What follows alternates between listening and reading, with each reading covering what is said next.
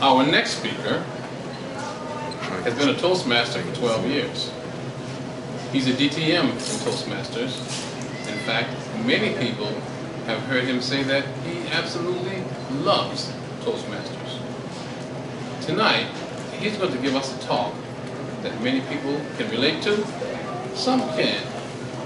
But we believe that you will find this talk interesting and slightly amusing. So here to give our next speech, please help me welcome to the lectern. You're going to love this guy. None other than Victor Irving Jenkins.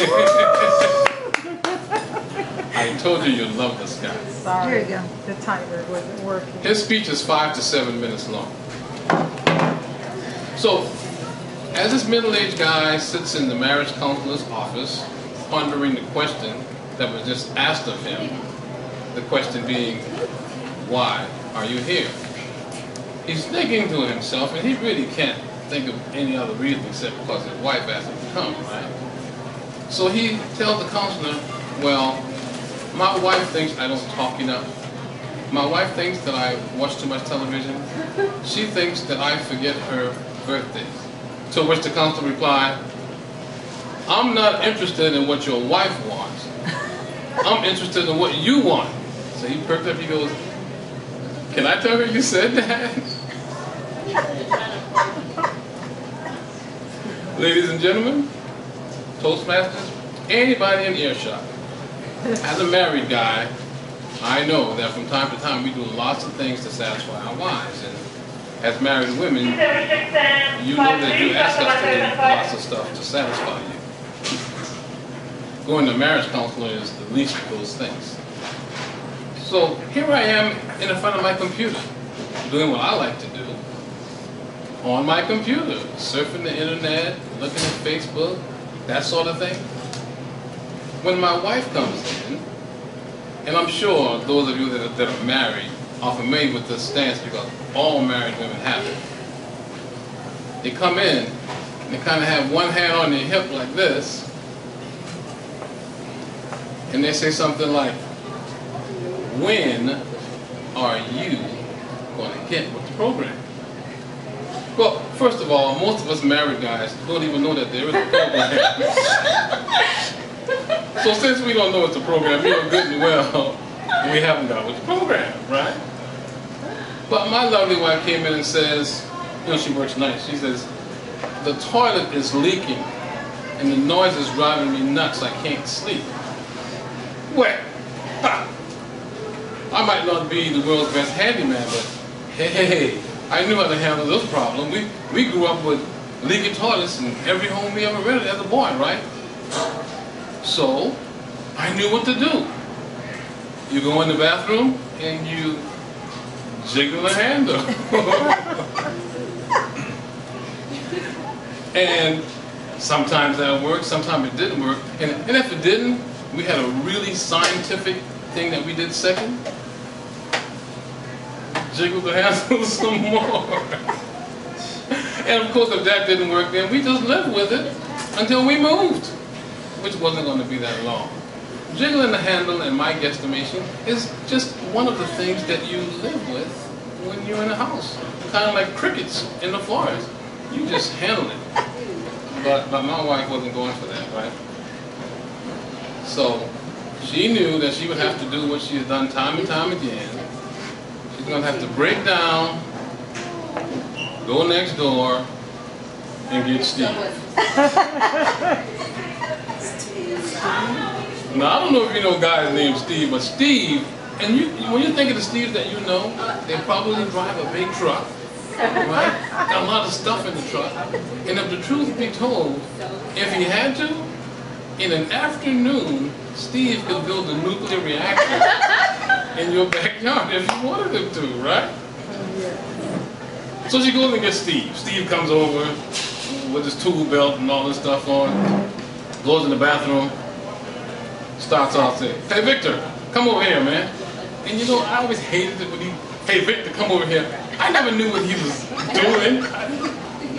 But okay. So I go over there, and he says the same stuff he said before.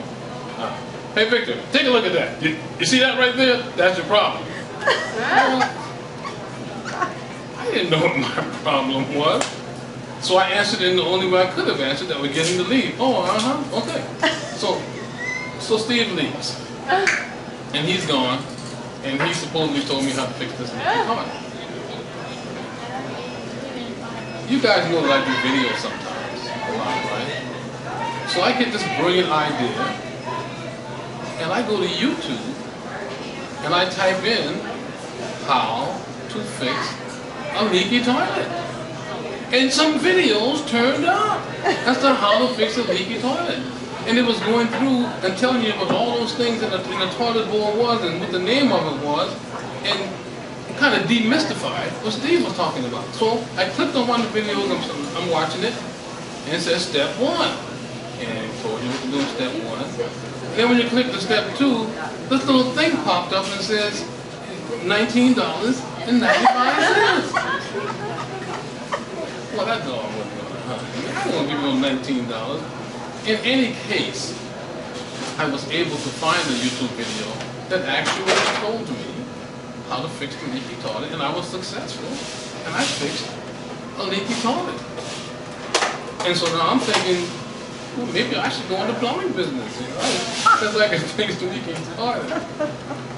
But you know, in the Bible it says, he who findeth a wife findeth a good thing.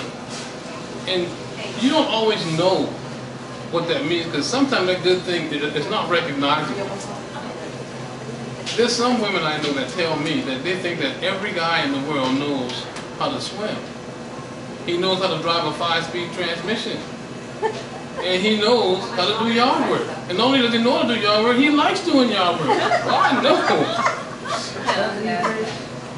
But suffice it to say, without my wife, I wouldn't know how to fix a toilet. So, honoring what your wife says has 2 side effects that's good. One of them is your wife is happier, and of course if your wife is happier, you're happier. And the other thing is, you find new grooves in your brain. I think back about the time when I was a boy, and my father used to get me to help him fix the car, and I always hated it. Well, fixing that leaky toilet did something for me. I got more confident about fixing leaky toilets. And the great thing about confidence is it spills over into other parts of your life.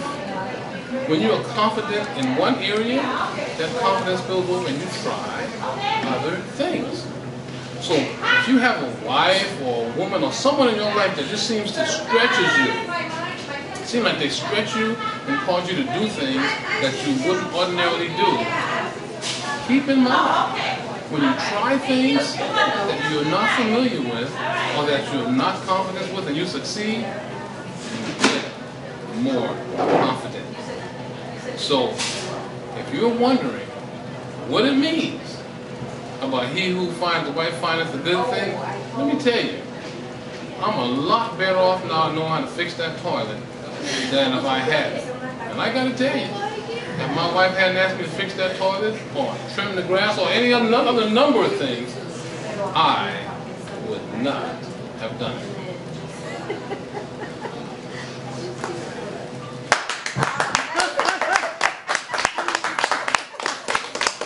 That, ladies and gentlemen,